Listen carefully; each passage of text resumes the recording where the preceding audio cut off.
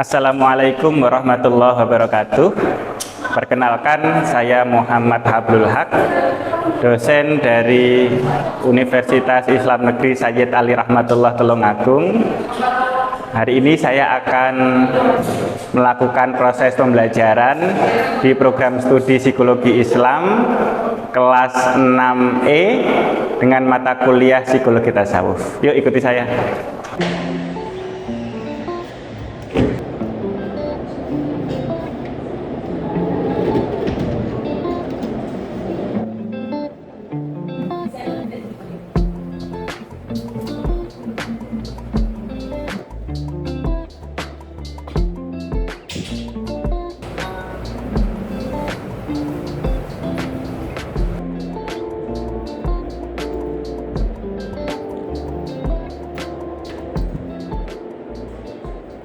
Assalamualaikum warahmatullahi wabarakatuh. Waalaikumsalam warahmatullahi wabarakatuh. Selamat siang teman-teman. Siang. Sudah makan siang? Belum. Astagfirullah. Saya harap tidak menyurutkan semangat kalian untuk kuliah hari ini ya. Iya. Masih semangat teman-teman. Hari ini kita akan membahas tentang dinamika nafas dan transformasi kepribadian dalam perspektif psikologi sufi. Tapi sebelum mengawali materi, mari kita berdoa terlebih dahulu secara bersama-sama. Bismillahirrahmanirrahim. Raditu billahi rabba, rabbi zidni ilma, warzuqni fahma, waj'alni min ibadikas sholihin. Amin ya rabbal alamin. Saya absen terlebih dahulu teman-teman. Kelas PI 6E. Mbak Binti? Hadira. Mas Putra? Oke. Untuk mencairkan suasana, hari ini kita awali dengan ice breaking dulu.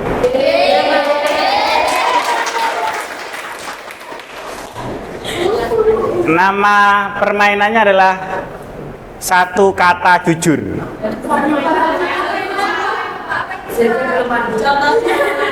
Jadi kalian nanti jawab satu kata saja, yang itu spontan. Nanti saya akan membuat situasi yang kira-kira responmu seperti apa. Situasinya ada di dalam dirimu. Di waktu malam yang keesokan harinya saya melakukan ujian akhir semester, tapi malam itu saya scroll TikTok sampai pagi.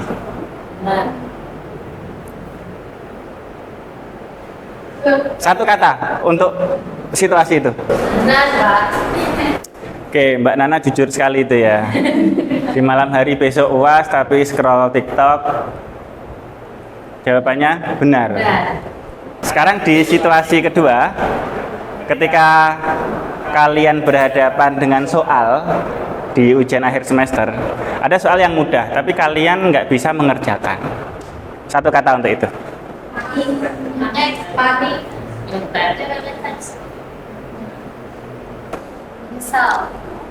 Oke, baik teman-teman, itu tadi ice breaking. Sekarang kita ke materi utama.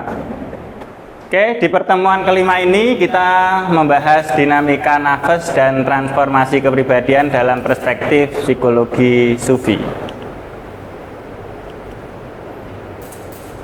Tujuan pembelajaran hari ini, teman-teman, kalian nanti akan mampu menjelaskan karakteristik nafas amarah dan nafas lawamah berdasarkan teori Robert Fraser. Yang kedua, kalian akan bisa membedakan perbedaan mendasar antara kondisi nafas amarah dan nafas lawamah dalam dinamika kepribadian. Yang ketiga, kalian akan bisa menganalisis proses dan mekanisme transformasi kepribadian dari nafas amarah menuju nafas lawamah. Jadi ada 7 tingkatan nafas yang harus kalian ketahui. Yang pertama adalah amarah, kedua adalah lawwamah, ketiga adalah mulhimmah, yang keempat mutmainnah, kemudian radiyah, mardiyah, dan terakhir kamilah. Tapi hari ini kita bahas cuma 2, amarah dan lawwamah. Yang pertama ada nafas amarah dengan 3 karakteristik. Yang pertama adalah didominasi dorongan primitif. Dorongan primitif itu dorongan yang mendasar, tanpa berpikir panjang. Misalkan ego, nafsu, dan keinginan instan mendominasi seluruh tindakan. Yang kedua adalah tidak ada jarak, impuls, kemudian tindakan. Maka nggak ada jarak. Ketika kalian punya dorongan muncul, langsung diikuti tindakan tanpa pertimbangan. Jadi keinginan langsung dilakukan. Yang ketiga, absennya refleksi diri. Tidak ada evaluasi sebelum atau sesudah bertindak. Contohnya tadi, ini scrolling TikTok jam 12 malam meskipun tahu besok ujian. Dorongan muncul langsung diikuti tanpa henti. Jadi nggak berpikir panjang. Itu nafas yang pertama. Nafas yang kedua adalah nafas lawwamah, artinya diri yang menyesal. Ada 3 karakteristik juga. Yang pertama, tanda pertama transformasi, artinya sudah mulai ada perubahan. Bukan level yang lebih lemah, artinya nafas kedua ini bukan level yang lemah karena dia menyesal, tetapi ini sinyal bahwa kesadaran itu mulai muncul. Itu karakter yang pertama. Yang kedua, muncul kesadaran moral. Ada jarak kecil antara dorongan dan tindakan, meski belum konsisten. Kalau yang pertama tadi nggak ada jarak, kalau ini ada jarak atau mungkin ada jeda. Yang ketiga adalah penyesalan datang setelah tindakan. Masih melakukan yang salah tapi ada suara batin, kenapa aku lakuin ya? Contoh, setelah begadang dan ujian berantakan, duduk dan mikir, bodoh banget sih, kenapa nggak belajar tadi malam? Itu lawwamah, artinya sudah bekerja. Sekarang perbandingan amarah dan lawwamah. Dilihat dari dorongan. Kalau nafas amarah langsung jadi tindakan. Tapi kalau nafas lawwamah ada jeda kecil, bisa sebelum atau sesudah. Kemudian dilihat dari kesadaran. Kalau nafas amarah tidak ada refleksi, tapi lawwamah muncul kesadaran moral, ada refleksi. Dilihat dari penyesalan, tentu amarah tidak ada penyesalan, tapi lawwamah menyesal setelah bertindak atau setelah melakukan aksi. Dilihat dari konsistensinya, nafas amarah konsisten mengikuti nafsu. Tapi kalau lawwamah belum konsisten, masih naik turun, masih fluktuatif. Dilihat dari posisi, tentu amarah level pertama atau level awal. Kalau lawwamah level 2. Awal transformasi itu ketika amarah ke lawwamah. Sekarang mekanisme transformasi amarah ke lawwamah. Bagaimana sih mekanismenya? Yang pertama dilihat tuh, dorongan langsung jadi tindakan. Kita seringkali terjebak di sini. Kenapa bisa pindah ke lawwamah? Kesadaran moral mulai aktif karena ada trigger atau pemicu. Bisa dari musibah, bisa karena muhasabah, atau bisa karena refleksi spiritualitas. Yang jelas di antara nafas amarah dan lawwamah itu ada pemicunya. Itu yang menjadi lompatan transformasi ini. Misalkan triggernya muhasabah, mekanisme utama transformasi ini. Kalau dalam definisi sufi, muhasabah itu introspeksi aktif dan evaluasi diri secara jujur dan konsisten di setiap harinya. Jadi harus konsisten. Tapi di psikologi barat atau di psikologi modern itu ada istilah metacognition. Kemampuan berpikir tentang pikiran kita sendiri. Jadi psikologi kognitif sudah mulai aktif. Itu trigger. Kemudian ini bisa diintegrasikan antara dunia timur sufi atau dunia barat psikologi modern yang itu dipelopori oleh Frege. Tradisi sufi mengajarkan muhasabah itu berabad-abad sebelum istilah metacognition itu ada. Maka sebetulnya di psikologi tasawuf itu istilah metacognition itu sudah muncul, tapi beda bahasa saja. Oke. Sekarang saya ingin mengajak teman-teman untuk menganalisis kasus. Nanti diskusi ya. Kita dengarkan. Bisa kalian baca? Berbeda. Sabil adalah mahasiswa semester akhir yang hidupnya sudah lama berjalan dalam satu pola yang sama. Setiap malam, begitu layar menyala dan game online terbuka, waktu seperti kehilangan artinya. Jam 12, jam 1, jam 2 pagi, semua terasa sama. Skripsinya terbuka di tab lain, tapi tidak pernah benar-benar disentuh. Dia tahu. Itu yang membuatnya berbeda dari sekadar malas. Bisa dipahami cerita ini? Teman-teman sekarang diskusi dengan teman sebangku samping kanan. Jadi bisa 2 orang, bisa 3 orang. Apa yang didiskusikan dari kasus ini? Yang berbeda. Ada 3 pertanyaan analisis.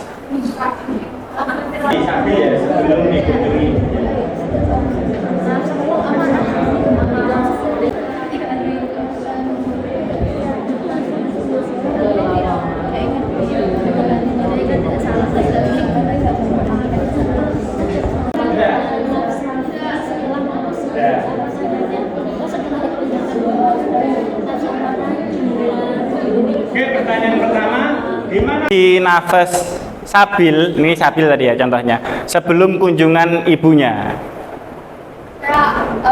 Posisinya ada di amarah karena dia itu terus melakukan dorongan, kemudian langsung diimplementasikan ke tindakan tanpa berpikir. Tepat sekali, Mbak Juan. Apa yang terjadi pada nafas Sabil setelah momentum tersebut? Siapa yang mau jawab? Oke, baik, Mbak Alfia, coba gimana komentarnya? Nafas Sabil berpindah dari sebelumnya nafas amarah ke nafas lawamah. Tandanya apa, Mbak? Tandanya tadi Sabil menutup game online-nya sebelum jam 9, kemudian dia berdiam diri merenungkan perbuatannya. Apa namanya, Mbak? Alfia. Wah, tepat sekali Mbak Alfia. Oke, karena tadi yang jawab sudah cewek, sekarang giliran cowok. Pertanyaan ketiga. Apa yang menjadi trigger transformasi nafasnya Sabil? Mengapa momentum itu yang bekerja? Saya, Pak. Jadi yang menjadi trigger transformasi pada Sabil itu tadi adalah ketika ibunya datang ke kos Sabil, kemudian wajahnya itu terlihat sangat lelah gitu, Pak. Tepat sekali Mas Faizul, luar biasa. Oke, berikutnya adalah refleksi dan tindak lanjut.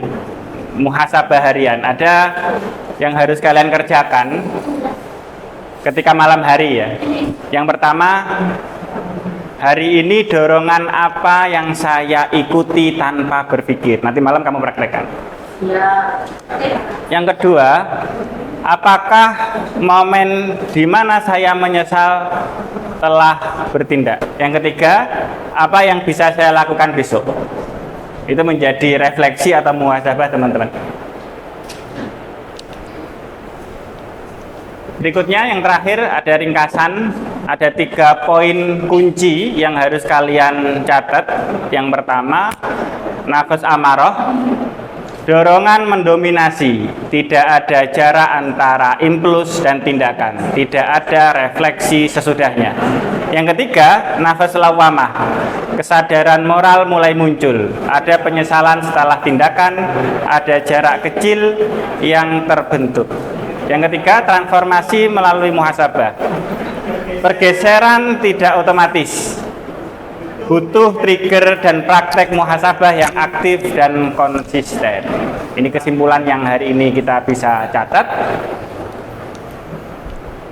Untuk memberi bekal teman-teman, saya akan memberikan kuis. 1 studi kasus, silahkan kalian analisis. Nanti saya kirim di grup teman-teman. Besok minggu depan harus sudah jadi, kita bahas di pertemuan minggu depan. Dari sini ada pertanyaan? Oke, bagus. Artinya kalian sudah paham. Oke, baik. Karena waktu sudah habis, mari kita tutup perkuliahan kita hari ini dengan membaca doa penutup majelis.